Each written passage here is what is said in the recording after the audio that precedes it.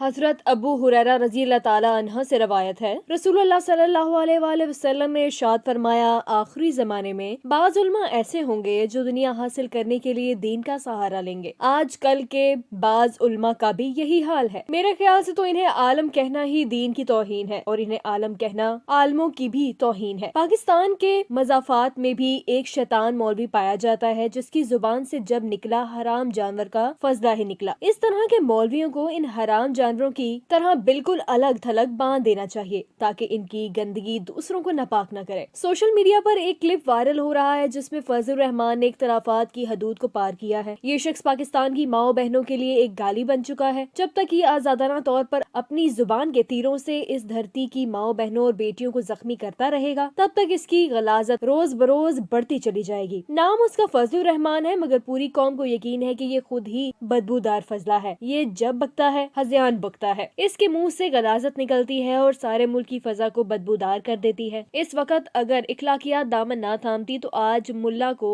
इसकी जुबान में ही जवाब दिया जाता। लगता है इसके अपने घर की औरतों ने इसे बहुत मायूस किया है। इसकी मायूसी इसके लहजे से झलक रही है, या फिर ये हो सकता है कि इमरान खान साहब को देखकर इसके अपने दिल में गंदे गंदे ख्यालात आते होंगे। ये खान साहब की खूबसूरती से शदीद मुतासिर है। इसे पता है इसे तो किसी ने मुंह नहीं लगाना। शायद किसी किस्म की एहसास कमतरी का शिकार है। ये फिटे हुए ढोल जैसा शख्स इसे अपना ही एहसास कमतरी मारा दे रहा है। एक 70 साल का आदमी जिसे ये कौम अपना लीडर मान चुकी है, माए बहनें और बेटियां इसकी नजरियात की हामी है, वो खुद भी इस कौम की माओ बहनों बेटियों की इज्जत और वकार के लिए जान दे सकता है। तुम इस रिश्ते और ताल्लुक को कैसे समझ सकते हो? तुम तो इल्जाम लगाने से पहले एक शख्स की उम्र भी नहीं देखते। तुम्हारी नजर और तुम्हारा हसद इस अजीम लीडर की सेहत भरी जिंदगी खा गया, मगर तुम्हें फिर भी चैन नहीं आया। तुम इस चीज के मुस्तहिक हो जो किसी नहूसत भरी चीज पर भेजी जाती है। इस वक्त पाकिस्तान के तोलो अर्ज में जितने नजस और गलीज जानवर होंगे, तुम इनसे भी बढ़ के हो। तुम्हारा मकरू चेहरा मजीद मकरू हो गया है। दरअसल तुम्हारा अपना किरदार तुम्हें इस तरह की बातें करने पर उकसाता है। तुम वो शैतान हो जिससे शैतान भी पनाह मांगता है। तुम वो नजस चीज हो जिससे मदरसों के बच्चे भी महफूज नहीं हैं। एक बड़े जैद मौला हुआ करते थे, मौलाना अजमल खान साहब। जब कोई बहुत शदीद किस्म की बकवास करता था तो इसके लिए वो कहा करते थे, इसने कुत्ता भौंका है। आज तुमने भी कुत्ता भौंका है। तुमने कौम की माओ बहनों बेटियों की तौहीन की है। तुमने तो खुद अपने खानदान की औरतों की तौहीन की है। ऐसा लगता है तुम्हारा वास्ता ऐसी ही औरतों से रहा होगा जो दूसरों के मर्दों पर नजर रखती होंगी। अगर इस फजले को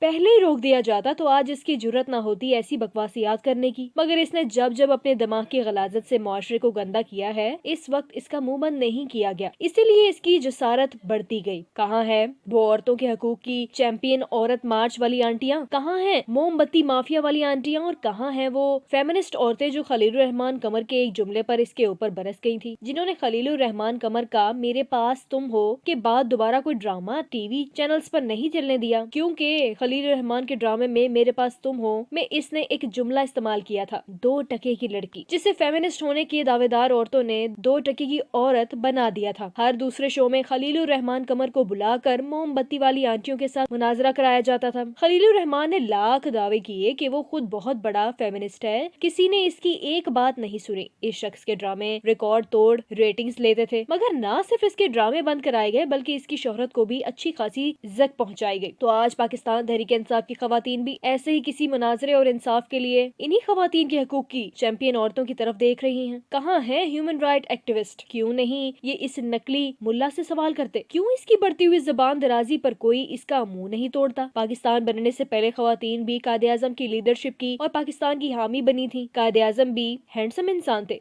तो क्या इस वक्त की सारी खवातीन के लिए भी ये मुल्ला और इसकी हवारी इस किस्म के मुगलजात बकेंगे? इसके वालिद साहब तो पाकिस्तान बनने की ही हक में नहीं थे, तो फिर इस शख्स का पाकिस्तान की सियासत में क्यों घुसना जरूरी है? हारून रशीद के नाम से एक सारिफ ने लिखा था, खंजीर आदमी है ये, इसका अपना किरदार इंतहाई बदतरीन है, बहतान तराशना मुनाफी की निशानी है। इसके फॉलोअर्स ने 1988 के इलेक्शन कमीशन के दौरान बेनजीर भुट्टो पर जो बहतान तराशे थे वो मैंने अपनी गुनहगार कानों से सुने हैं। किसी का भी सगा नहीं है, इसको बस इक्तदार में हिस्सा मिलना चाहिए। गंद को गंद ही पसंद करता है। एक अच्छा इंसान किसी पर तोहमत नहीं लगाता, किसी की माँ बहन बेटी की इज्जत नहीं उछालता। मगर इस मुल्ला ने साबित कर दिया, नापाक जानवर इसके आगे बहुत छोटा है। शैतान भी इसे देखकर रास्ता बदल लेता होगा। इसकी शक्ल में अल्लाह ने शैतान को इंसान के रूप में जमीन पर भेजा है। इस पर निगाह पड़े तो जल्दी से ला हौल वला कुव्वता इल्ला बिल्लाह पढ़ लिया करें। मुझे 200% यकीन है, अगर इस आदमी को मीडिया और कौम मजीद खुलकर बात करने का मौका दे तो इसके अंदर का बाकी मांदा गंद भी इसके मरने से पहले पहले खुलकर सामने आ जाएगा। क्योंकि दुनिया से कोई शख्स जा नहीं सकता जब तक इसका माफियुल जमीर ये दुनिया देख न ले। 10 साल तक ये इंसानी शैतान कश्मीर कमेटी का चेयरमैन रहा और कल कश्मीर से एक सीट भी नहीं निकाल सका। ये है इसकी असल औकात। खेत तो सवा भी नहीं किया। इस शैतानी शख्स ने कश्मीर की खातिर इसने कश्मीरियों का सौदा किया, इसने कश्मीरियों के जज्बात का सौदा किया, इसने कश्मीर की माओ बहनों बेटियों को भारत के हाथों बेच दिया। आज ये अपने वतन की माओ बहनों और बेटियों के पीछे हाथ धोकर पड़ गया है। इसका अगर मुंह ना तोड़ा गया तो इसकी गलाजत बढ़ती चली जाएगी। डॉलर खा खा पलता हूँ, डीजल से मैं चलता हूँ, हर सांचे में ढलता हूँ, मक्कारी मेरा किरदार, मैं हूँ मुल्ला पर मटमार। मैं अल्लाह से शिकवा भी नहीं कर रही और ना ही मैं मायूस हूँ, लेकिन ये सोच के दिमाग दुखने लगता है कि अल्लाह ताला इन गंदे लोगों का हिसाब कब करेंगे, कब तक इनको खुली छुट्टी देंगे, अल्लाह ताला कब इनकी असलियत सामने आएगी। इस्लाम में तो कोई ऐसी जुबान इस्तेमाल करने का हुक्म नहीं देता। इनके दिमागों में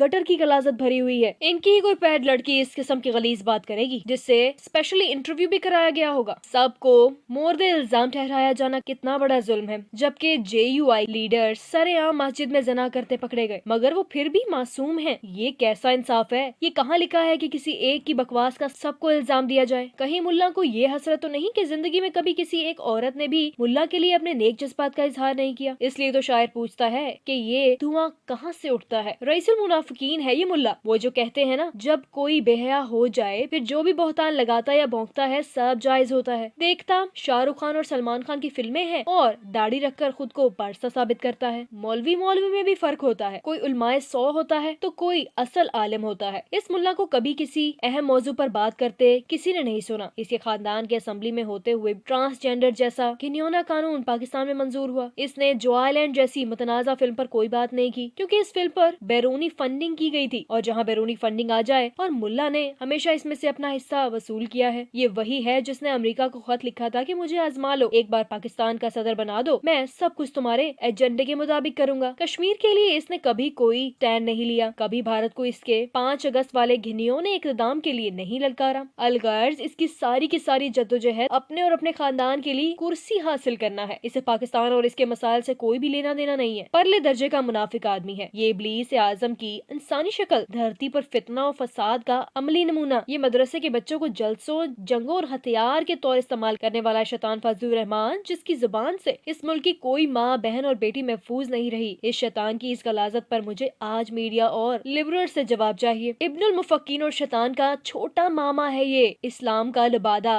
ओढ़ कर सादा लोगों के जज्बात को गलत प्रोपेगेंडा करके उभारना और मुल्क में इस्लाम का नाम लेकर फसादात बर्पा करने वाले गिरोह का सरबराह है ये खबीस इंसान अब भी ये लोगों के सामने झूठ बोल रहा है और अपनी खबासत दिखा रहा है। लानतुल्लाह का ज़बीन, गलाजत का ढेर है ये। इसको तो आदमी कहना भी इंसानियत की तजलील होगा। इंतहाई गलीज, घटिया और बाजारी जुबान